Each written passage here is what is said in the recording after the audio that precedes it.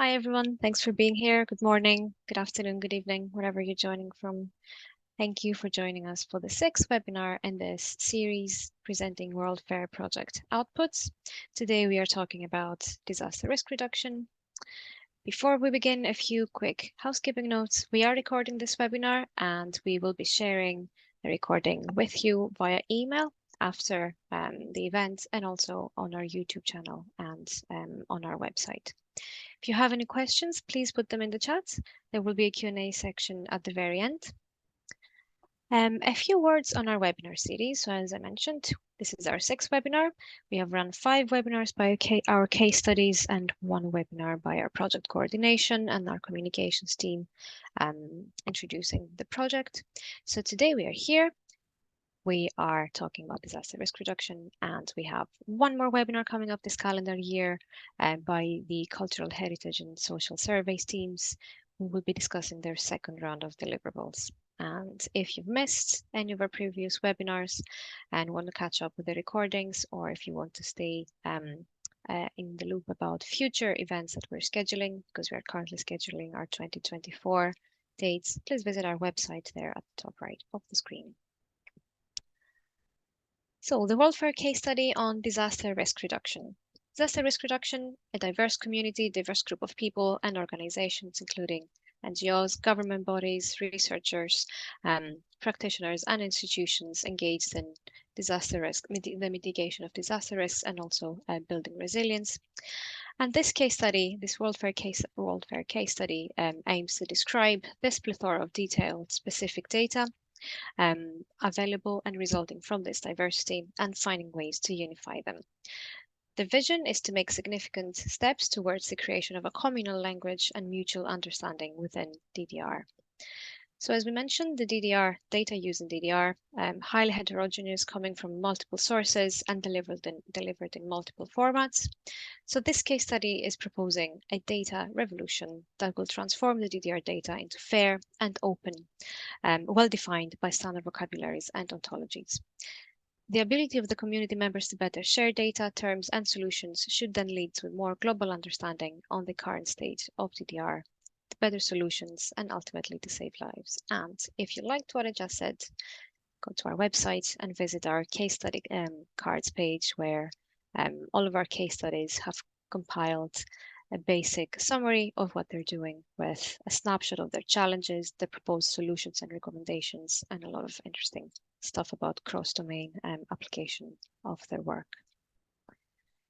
So, case study on disaster risk reduction has published 2 reports. The first that they will be discussing today, the first one describing the types of data used for disaster risk reduction, provides 2 country case studies for Fiji and Sudan, with an in-depth look at the datasets and associated metadata used by each country. Also assessing these datasets against FAIR data metrics to identify which elements of FAIR were met. The second published report, Disaster Risk Reduction Domain-Specific FAIR Vocabularies, explores the use of vocabularies in the DDR domain and how controlled vocabularies coupled with ontologies can enhance the semantic value of DDR data, improving interoperability. Our speaker for today is Jill Bollen from Tolkien & Taylor, the work package lead for the WorldFAIR case study on disaster risk reduction. And the floor is now Jill's. Thank you. I'll just share my screen.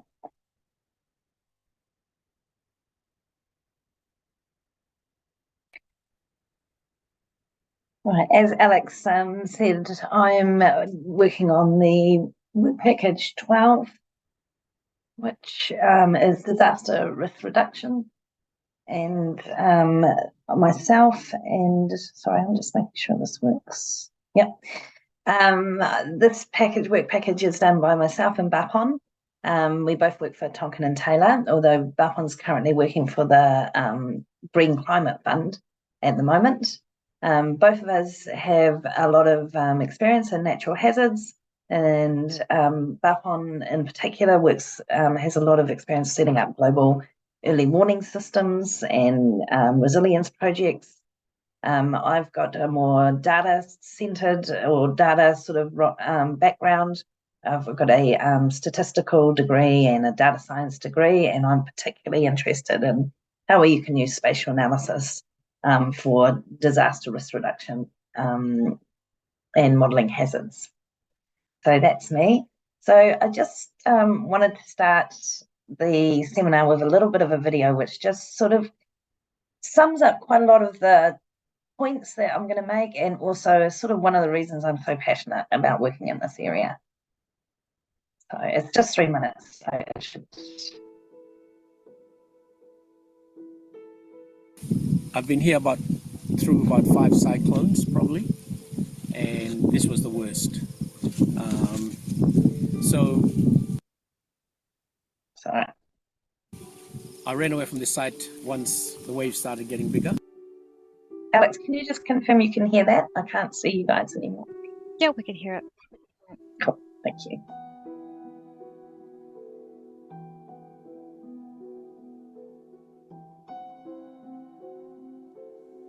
I'm actually not sure anymore. I can hear music. I'm not sure if there is narration. It's mostly music. Okay.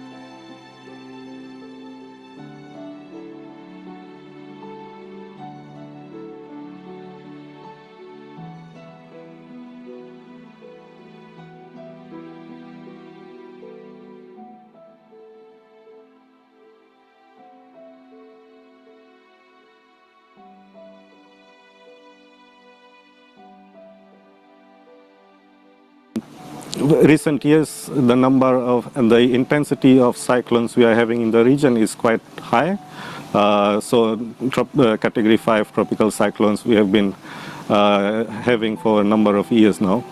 And most of the impacts that we see, particularly in the region, is not only in one location, and it spreads around the region. So for example, Vanuatu and Fiji, if the cyclone passes through Vanuatu and Fiji, then we have impacts in Tuvalu and Kiribati as well in terms of swells and waves.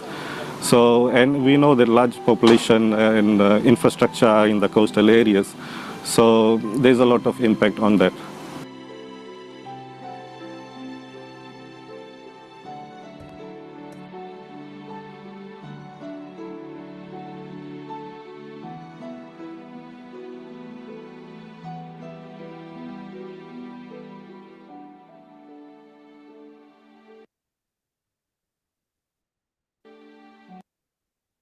So that, sorry.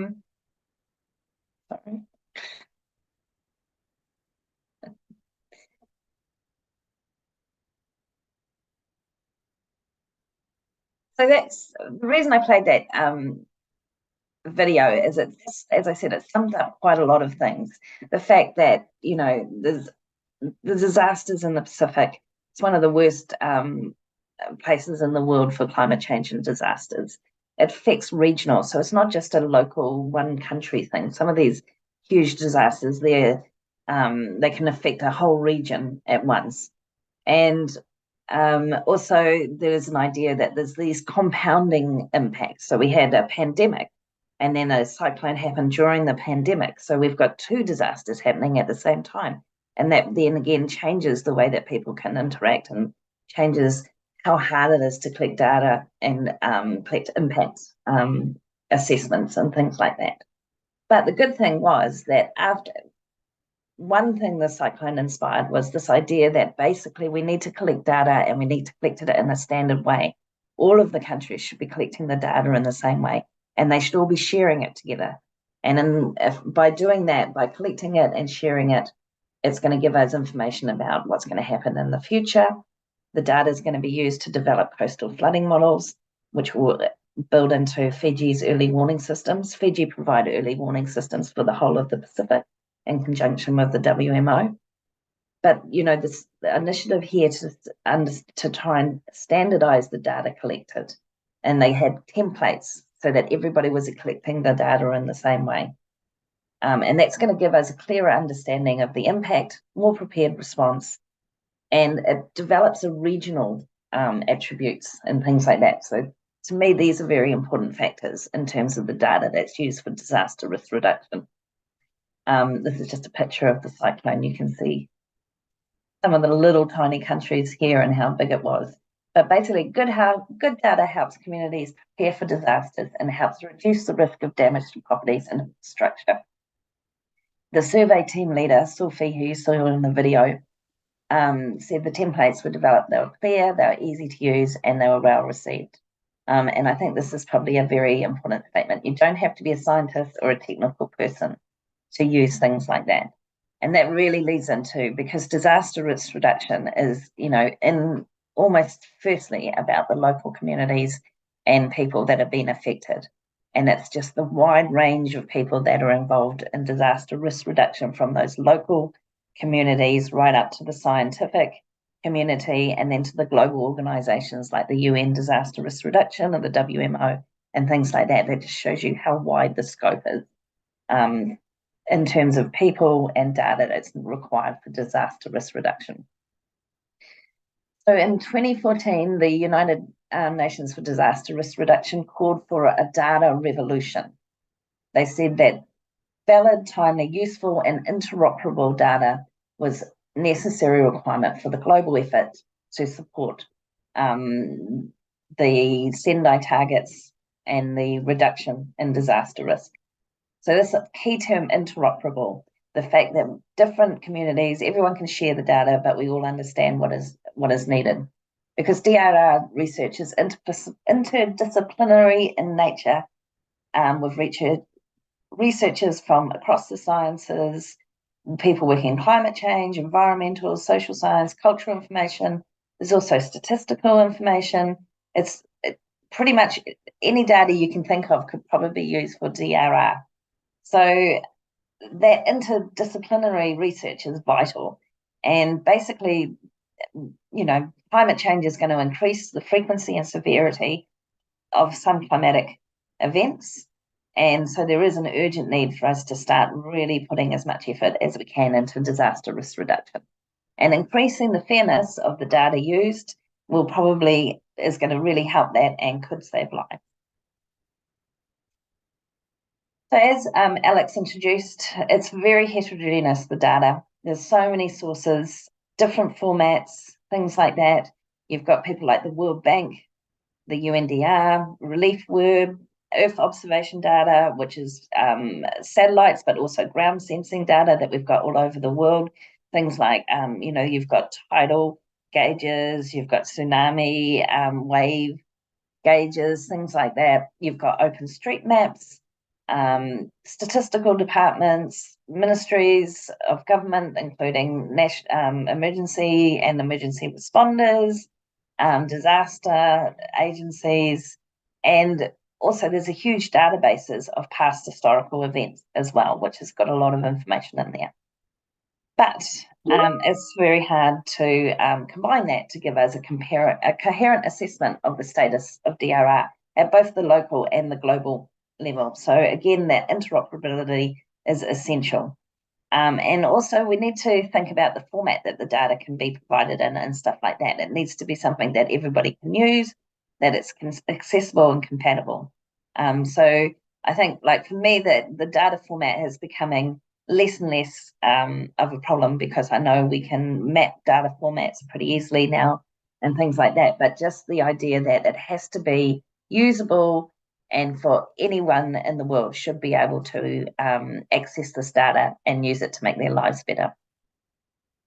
So I'm just going to go through the stages of disaster risk reduction and the type of data that's required in that. So this is a bit generalized, but basically there's 4 stages of disaster risk reduction: mitigation, preparedness, and they become before an event, and then following an event, the emergency response and the recovery. And as you'll see, there's different data is required at each stage. So mitigation, this is where we start trying to understand what a country's disaster risk is in terms of the hazards that they're going to face, the exposure they have, and the vulnerability the country and the people have to those hazards. So this is the type of data that we need for mitigation. Historical events, we need to know what's happened in the past so that we can see what might happen in the future. Information about weather, the compounding and consequent disasters. Things like, a cyclone, we always think of the wind, but increasingly there's more and more rainfall coming with cyclones as well. So it's almost a multi-hazard event, a cyclone. You've got the storm surges with cyclones as well as the wind impacts.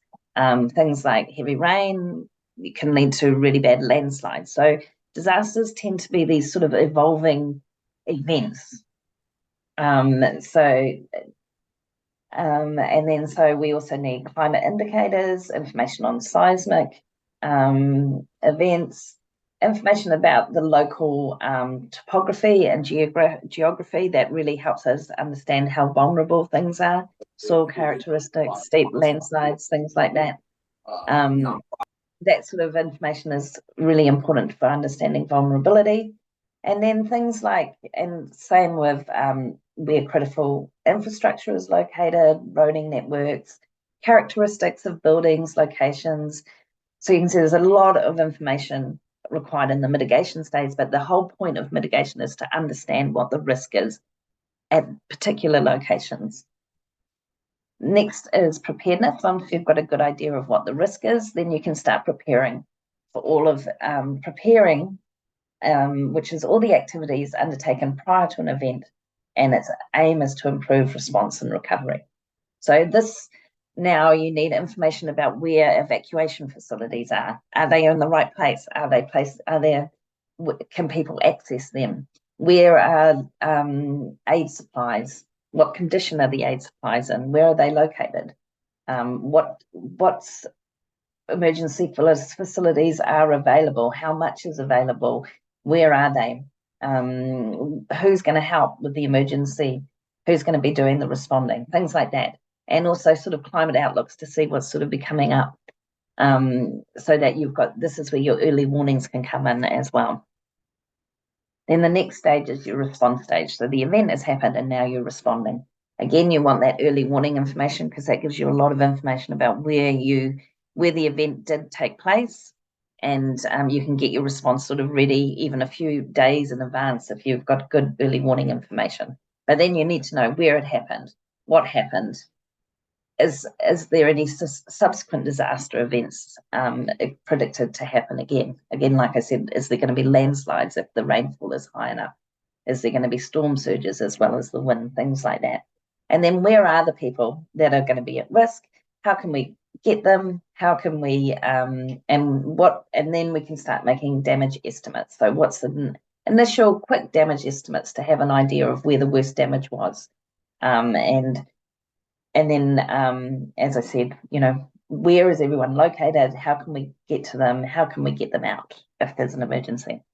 And then following that emergency response, which is usually 2 to 3 days up to a week, depending on the disaster, it could take longer. The next thing is the recovery stage. So now we're trying to restore everything back. And in here, there's also this idea that we don't need to just go back to how it was before. There might be a way to build it back better. So maybe we can incorporate all of the stuff that we learned about mitigation and vulnerability, and then use that to make our recovery stage something that we can start building back better and making it almost fitting into that mitigation as well. So from recovery, you need basically data from all of the previous stages, phases, but then very, very fine detail on the damage to the critical infrastructure, lifelines, the built environment, the damage to the population, damage to livelihoods and the economy. That one, trying to assess the impact on the economy is quite a hard one. It's something I'm looking at the moment, but it's very difficult. And then just the idea of how much it's going to cost, whether you're going to need aid from foreign countries or whether it's something that the country itself can cope with. So as you see, all those stages require quite a lot of data, and there's different data required for each stage. So part of our first report we had 2 case studies in Fiji and Sudan, and basically the aim of the case studies was to get a good understanding of the data that's used for each country in all of these phases. So we basically went around and collected as much data as we could from the statistical departments, from the emergency departments, from WMO, from the Fiji has like a really good meteorological department and things like that. So all of the data that could be used. And we had a look at it, and we tried to assess how fair it was. So we used this FAIR assessment, which has got 15 questions, which basically try to assess the fairness of each data set. And the questions relate to all of the different FAIR data metrics. I'm not going to go into FAIR because I'm assuming that everybody knows what FAIR data is, but just, can you find it? Can you access it? Is it interoperable? And for me, interoperable means, can different people read it, but also can machines read it? And is it reusable? So this is what our results were. We had these basically ran for each data set we had. We scored it based on those previous metrics. And then this graph just shows what our results were. So findability and accessibility were the most satisfied, which wasn't a surprise because they're sort of the easiest ones as well. But interoperability and reusability was quite low as well. Interoperability had the lowest score of all of the different elements. So this gives you, and the reason some of the highest scores were based from data that was from remote sensing or from global organizations or regional organizations. So this picture here shows some metadata from the Himari satellite, which is a Japanese space agency satellite, and it provides early warning systems, and it also provides predictions of where an impact will be. So if they've got a cyclone, they'll be tracking it, and they'll have like a map of where they expect the impact to be. And you can see this is the metadata that goes with it. And there's a lot. It's got a license, you can link to it. The format that's used, normally the formats are HD NCDF files, which actually have metadata embedded in them themselves, so it's pretty good. One thing that we found with some of the satellite data, though, was even though all of the metadata was there, a lot of it was provided in PDF format as sort of user guides and things like that on the website. So in some ways, that was less accessible and less interoperable because of that. But that's something that could easily be fixed. The least fair data was quite often data provided by statistical agencies and local or community level agencies. So even though there was quite a lot of data there, you can see things like there was no idea what the license was, there was no real way of accessing it, you had to sort of know how to find it in the first place, it wasn't that findable, and often it's not provided in electronic format. It was quite often a PDF format, so if you want the actual data, you almost have to, the data is supplied in tables in a PDF format, so you almost have to try and copy that data into a better format for using it. So that was our general findings. There was a lot of there was differences, but actually there was a lot of similarities as well in terms of the global data from big international agencies, and for the space and remote sensing data was very fair, but more local data was less fair. And for both countries, interoperability was very low. But there's been a lot of work on this. The Pacific Data Hub was part of, in that initial video where we had the templates and the standardization of data collection. That's something that the Pacific Data Hub and Pacific Disaster Net are helping with. And basically our study found that these regional, they're sort of like the African Information Highway, the African Open Science Platform, these regional ones are sort of leading the way to improve fairness of data. And the reason is that it's their regional initiative. So they already have like a motive to be able to share data within the region. And as part of that, the data becomes more fair. So that was great actually to see how much of that was happening.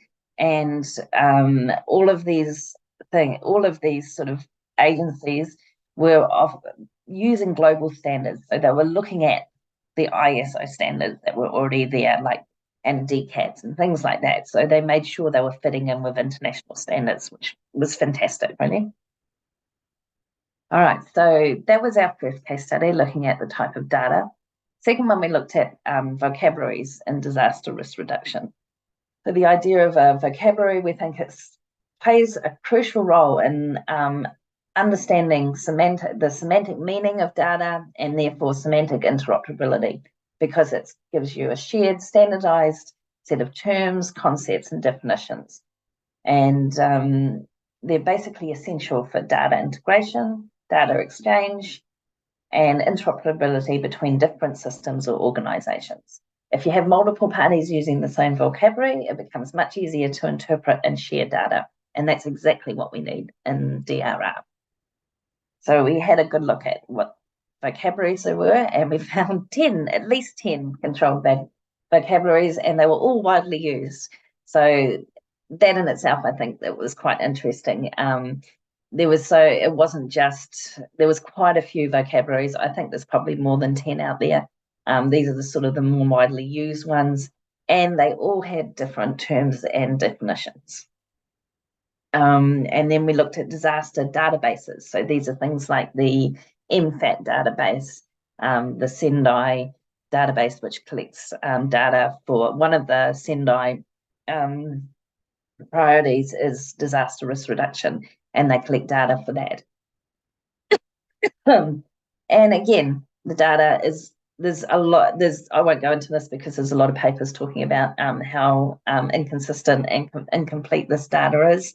And this is a recognized thing. Everybody knows about it, and people are working together. I think the Sendai are going to come out in the next maybe this year or next year, with a new how they're going to address this in their disaster databases. But incomplete, inconsistent, incomplete through both space and time.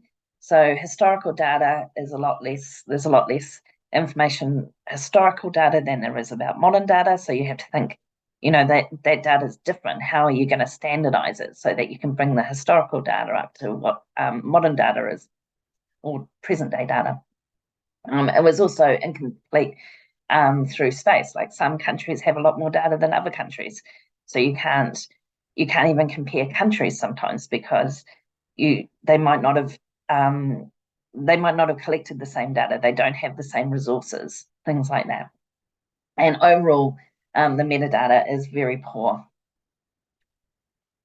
So this was one of the vocabularies we looked at. This is the hazard information profiles, which is an excellent initiative, and it's compiled by a dedicated team of DRR experts around the world, and everyone got together and they agreed on hazard terminology. So they've got a whole list of all the different hazards, and they've got a definition for them, and agreed on terminology to be used. So it's a great initiative, but it's not fair. So this was Simon and the CoData team have got that publication 10 simple rules for making a vocabulary fair. And so we had a look at those rules and compared the HIPS profiles with those rules. And there was quite a lot of things that were missing. There wasn't really a way of how we're going to govern this vocabulary and maintain it, and whether it's going to be maintained throughout, and how it's going to be, who's going to be in charge of that. There was not really any persistent identifiers attached to each vocabulary.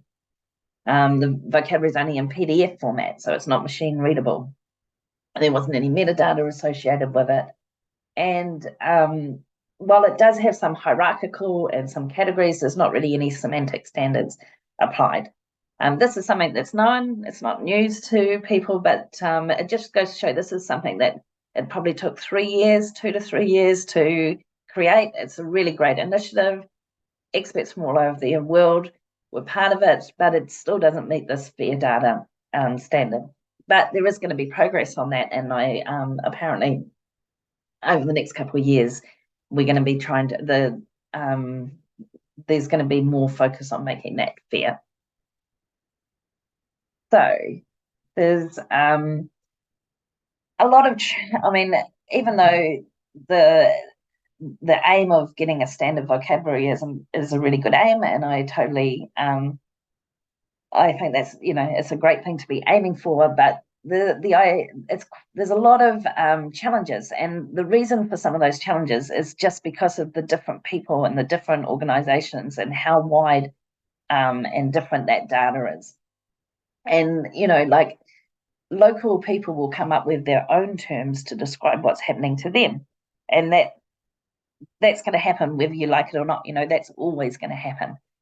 And if you don't allow people to understand and own their own terminology, then you might have those people opting out. So there's going to be a fine balance or a trade-off between making everything completely standard versus allowing locally relevant information to be included as well.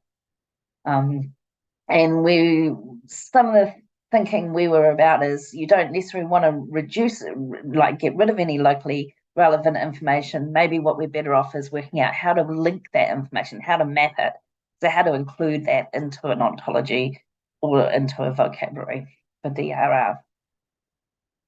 And that gave us an idea of, if you did have an ontology for DRR, or even like maybe not a full ontology, a data model, what would it look like? And this again starts, what is a disaster? Again, we had to come back to that. And it's like, to me, a disaster is a thing that happens in a particular location in a particular place. So anything that you have to have for an ontology has to have this almost a new data point that is a time location data point that is combined. And how can you even think about that in an ontology? Most events are actually processes. If you think of a storm, it's a normal weather process, but the pressure has gone down and the wind's gone up, and then that changes over time, and that becomes not a disaster anymore. So how do you present how can you even model what that is? And then also what's really important is the flow of information during a disaster. So when a disaster, that information that everything's getting has to be shared with everyone. And you've got the emergency responders, you've got local people, you've got people doing the predictions and things like that. So, you need to be able to model how that information could flow through the system as well. And so that was just one of the things we started looking at. How could that even be? What would a data model for DRR look like? And then the next thing we started looking at is the use of AI and satellite imagery in disaster risk reduction, because this is probably something that, we're starting to use more satellite data, and AI is going to be very useful for that. So as I've got here on the slide, disasters, they're complex, wide-ranging, and they have cascading impacts. And there's so much data now being generated. We had a big storm in sort of an ex-tropical cyclone in Auckland. We don't normally get those this far down in the world, but we had one. And every day the social media that was generated, the maps that were being generated, the you know, the weather data that was being generated. It's huge now, the amount of data, even every day, that is being produced. And it's all useful information that could help with either the response and can help later with preparation.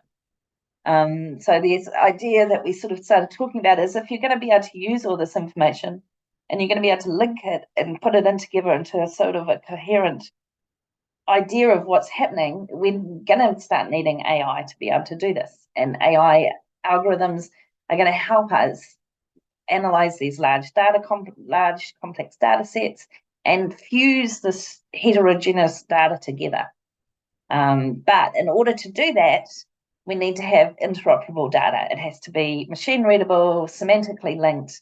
Otherwise, the machines can't read it and it can't be used. So even, you know, this fairness of data is really important in order for us to be able to embrace new technologies and to really use AI and data. So early warning systems can be really enhanced using satellite imagery and AI.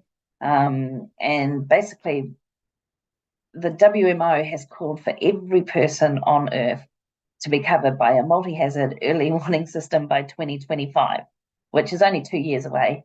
And there's no way we can do this without having a really good understanding of the data, making our data more fair, and actually being able to use AI for this. Then satellite data is really become very useful for filling in gaps. There's a lot of gaps in data in terms of things like, you know, the topography. Very, very few places will have complete LiDAR data of their country or proper digital elevation models and things like that. But satellite data can help us build things like that. It can fill in gaps in terms of, you know, buildings, where buildings are. OpenStreetMap is an amazing resource, and you can almost use that in your hazard mapping, or and your when you're trying to build up an idea of vulnerability. There's an amazing amount of data there. And then, as I said, like satellites, every day there's pictures of the Earth, and you can see the hazards, you can see the damage, you can see the weather coming in the satellites as well. It's it's an amazing, and it has got this potential to really close the gaps and enhance the data that we can use. This is just a bit of an example where the UN have been trialing algorithms for damage detection using satellites, and it's pretty good. One is they can map exposures and detect damage after an event, which is what's happening here. But the speed of processing in the past, and what's happening still, is that there's a huge group of volunteers all over the world. And whenever a disaster happens, they sort of basically go and look at satellites, look at maps, look at aerial images, and, you know, just with their eyes try and work out damage and things like that, which is fantastic. And it's a great group of people, but it's quite a slow response. And we can speed this up with AI. It can be done, you know, within hours of an event.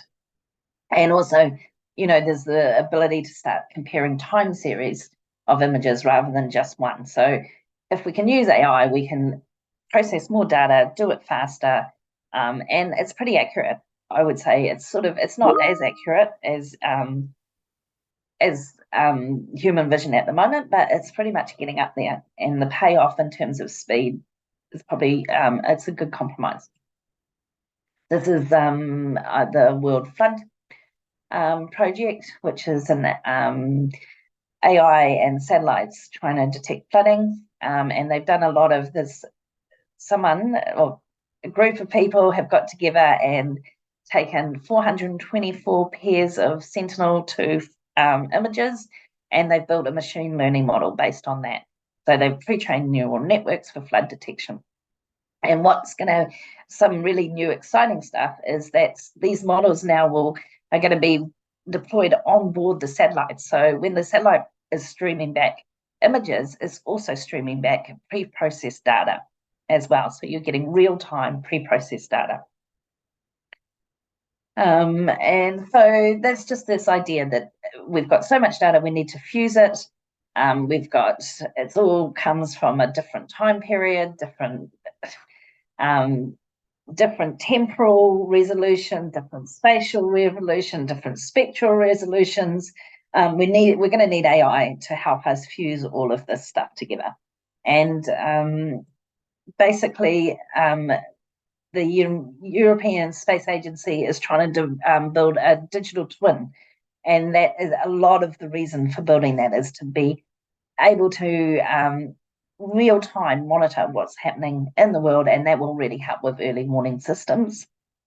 So in conclusion, there's already an inequality in knowledge between sort of rich countries and poorer countries in terms of the data they have, the resources they have. Rich countries, and the insurance industry arguably holds the richest data, but it's only collected from individuals that can afford insurance, or countries that are able to provide affordable insurance disaster cover. But we can fill that gap with making sure our data is fair, by making sure we can share our data, by all of these regional initiatives, and by embracing technology. And our general conclusions were that basically large global DRR institutions should really work like these regional, like the regional organizations have, like the Africa Data Highway and the Pacific Data Hub and things like that. Actually, if the more global institutions help those institutions, and they work closely together with countries and those to provide fair and open DRR data, then that should give us a good chance to close any historical or emerging inequalities in DRR data, and generally just help reduce the impact of disasters overall. So thank you very much. Thank you, Jill. Thanks. That was a really interesting presentation. We now have Papon as well with us. So that's good. I'm going to make him answer all the questions. Indeed. Unless Papon, would you like to add anything to Jill's presentation? Yes, please, Papon. There he is. Hey, how are you? Thank you so much thanks, Jill. First of all, very nice presentation, as well as cover all aspects. I just like to maybe touch upon one small things on the vocabulary side, which Jill also quite highly emphasized that this is very important.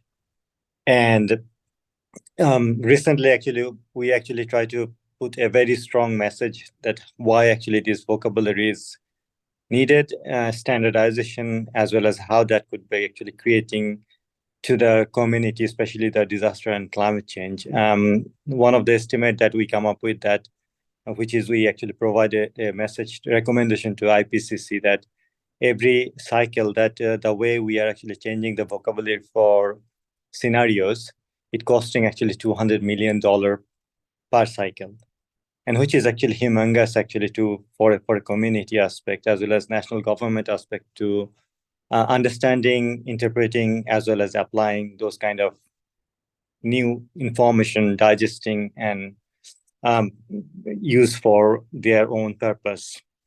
And I think that's one of the biggest, I would say, that the project able to actually bring forward a sort of like a recommendation. And if IPCC are able to adopt those kind of recommendation, that could be actually would be quite greater goods for global community to better understand that why actually it's needed. And as again actually Jill mentioned regarding the AI application for DRR, and that's where again actually the vocabulary is quite essential, because unless your vocabulary is right, machine will not be able to read and write proper processes. So that angle we also need to see how we can actually create more awareness, as well as some policy brief and some recommendation for AI application purpose that could be quite useful.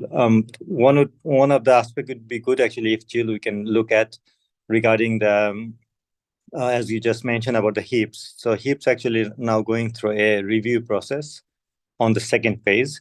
But on the user perspectives, as you applied for Fiji and African case, if you could give us a little bit on the more feedback that where it works, where it doesn't work, what could be further improves that could actually lead to the advisory committee to further improve the HIPs for better use at the community scale. But happy to take any questions if anyone has. Thank you.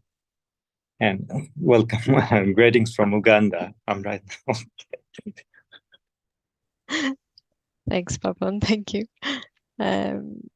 Let's see. So we have one question from the audience. Not sure. Matti, would you like to ask the question?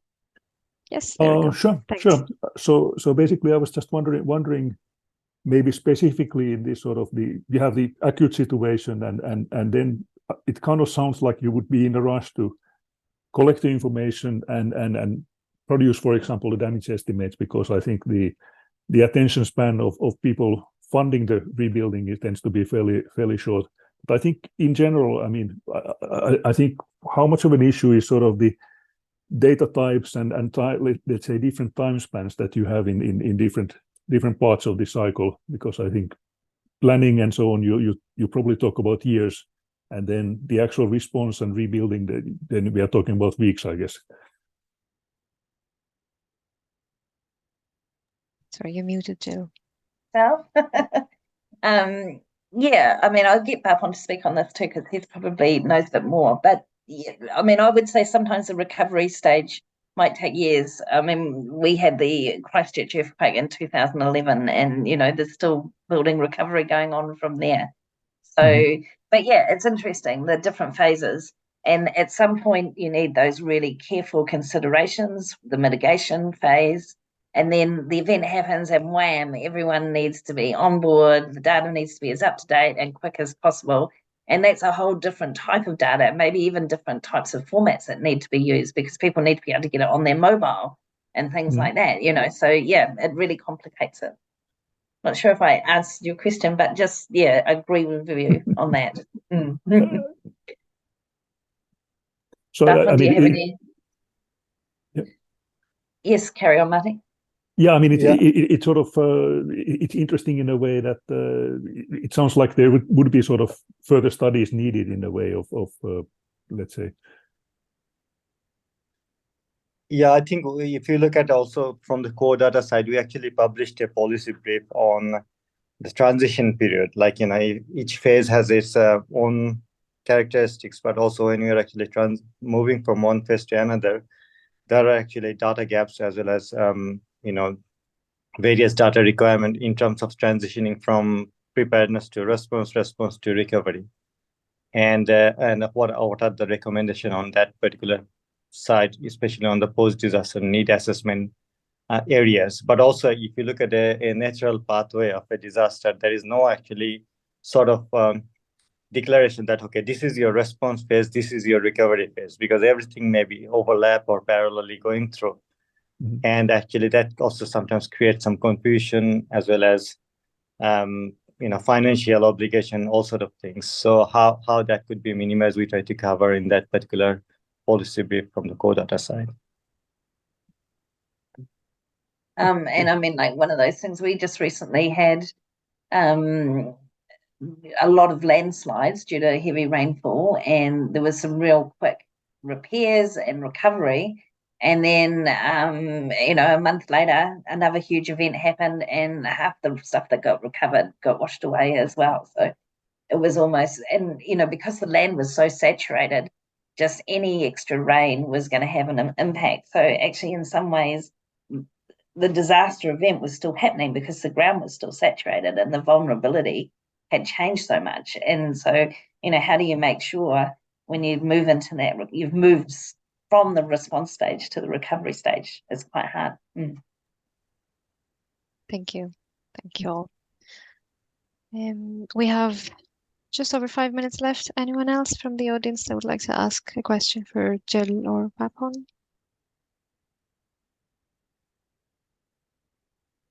No? Maybe I can ask a quick question for the time we have left. So you spoke about the DDR community being diverse and the work of WorldFAIR. Even though we have the disciplinary case studies, a lot of work is actually happening on a cross-disciplinary basis. So Are there any cross-domain use cases that you can reference, either within the project and within the other case studies, or in your own other areas of work? Yeah, I'll address that first, but then Bapon, I know, has been working with the Oceans Group, and he might want to mention something about that. But yeah, so I mean, one of the things is the cultural heritage group and the idea of how their data is collected. So that's like statistical data and things like that, and information on that. That is something that really fits in with disaster risk reduction. There's the agriculture thing, because like when you think about droughts and disasters and food production and things like that come into play. So there's actually quite a big overlap. I almost could say we overlap with all of the working parties in some way because of it's so diverse. But particularly I think the ocean science, because they've got a lot of initiatives going in terms of standardizing data, and that ocean science fits in with the climate change, it fits in with our satellite and remote sensing monitoring, and the ocean has such a huge impact on the world's sort of climatic conditions. Bapon, do you want to talk about that case study that you and working with? Yeah, so that case study is also actually published, going to be published in a book chapter where we try to look at actually how the DRR and ocean community data interoperability works, and where actually lots of data gaps still there. And we try to come up with a cross-domain interoperability framework from ocean and DRR point of view.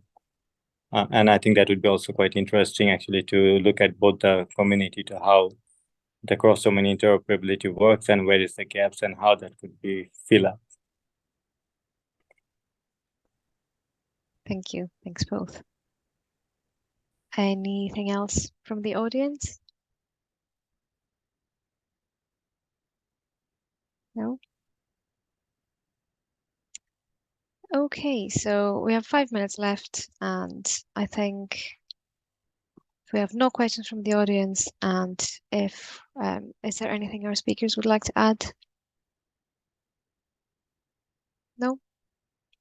Then we can bring this to a close, and I'd like to thank both Jill and Bapon, because I know it's very early. Bapon's traveling, so thank you for taking the time to do this. It's been a great presentation. And thank you to our audience who joined us. As I mentioned in the beginning, the recording is going to be sent to you by email, and it will also be published on our YouTube channel and on our website. So thank you, everybody, and hope to see you for the next one. Thanks, Alex. Thanks very much for organising it. And thanks, everybody, for listening.